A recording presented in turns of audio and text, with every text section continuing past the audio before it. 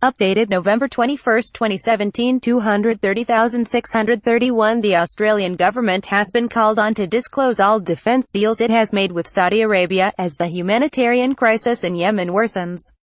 Key points: Amnesty International wants Australia to reveal its defence deals with Saudi Arabia. Saudi Arabia is blockading Yemen's main port, preventing food from reaching much of the population. The UN says 7 million people in Yemen are on the brink of starvation. Amnesty International said Australia is legally obliged to make sure any defence sales are not being used to commit human rights violations in Yemen.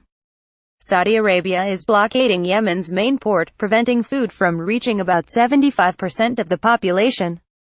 The UN says 7 million people in Yemen are already on the brink of starvation, and the country could face the worst famine in decades if food aid remains blocked. In the past 12 months, the Australian Department of Defence has approved 4 different military licenses to Saudi Arabia. Amnesty International's Rashe Mohammed told 7.30, "We're calling on Australia to disclose all transfer details and deals they've made with the Saudi coalition, and make public what are the end-user agreements." The Department of Defence routinely refuses to reveal what those licenses are for. "We don't disclose the particular types of equipment, mainly from a commercial and confidence perspective," Defense Associate Secretary Rebecca Skinner said during Senate estimates in October. Has the department assessed whether any previously supplied Australian equipment has been used by the Saudi coalition in unlawful attacks on Yemen? Senator Peter Wish-Wilson asked. "We are unaware of any equipment or things they have received, export permits, being used in such a way," Ms. Skinner said.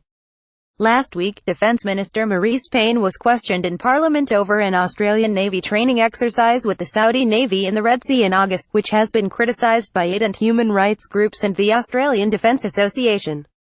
The Saudi coalition war effort has been supported by the US and the UK. Both have also made billions selling the Kingdom arms.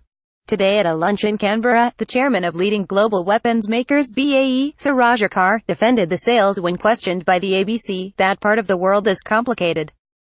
It is easy to form a remote judgment, but when under threat one has to protect oneself and one's people," Sir Roger said when questioned over the ethics of sales amid the Yemen conflict.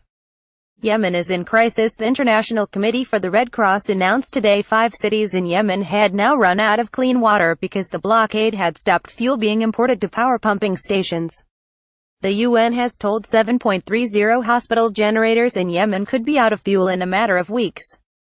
"We are sitting at probably 2 to 3 weeks supply of fuel, for water truck delivery, for the pumping of clean water to prevent cholera, for the hospitals to continue to treat people," the UN's aid coordinator for Yemen, Jamie McGoldrick, said. "And if it runs out, then the tragedy just gets exacerbated to a level that we can't even imagine what it looks like."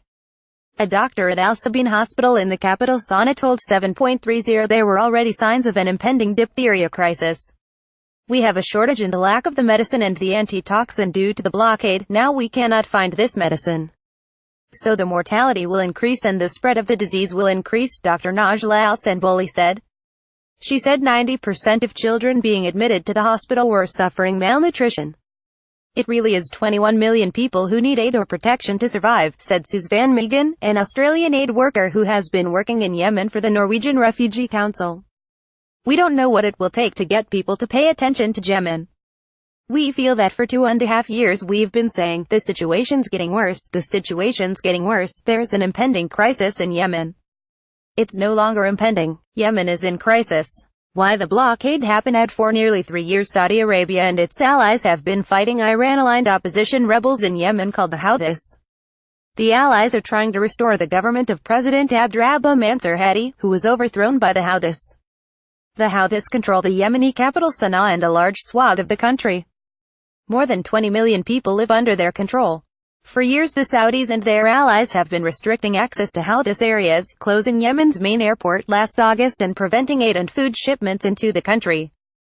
2 weeks ago, Houthis rebels fired a ballistic missile towards Riyadh airport in Saudi Arabia. The Saudi coalition retaliated, closing Yemen's main port and stopping all UN humanitarian flights in and out of the country. Saudi Arabia said the tight new measures were to stop Iran smuggling weapons to the rebels. But the UN said safeguards were already in place before the blockade. There is a UN mechanism there that does the job of looking at humanitarian cargoes. And then there is the Saudi coalition that has their mechanism of looking at other cargoes. The UN's Jamie McGoldrick told the ABC, the UN inspection mechanism which has been up and running for over a year and there hasn't been any incidents as far as I gather. Topics: unrest, conflict and war, defense forces, world politics, government and politics, Yemen, Saudi Arabia, Australia. First posted November 21, 2017. 205,519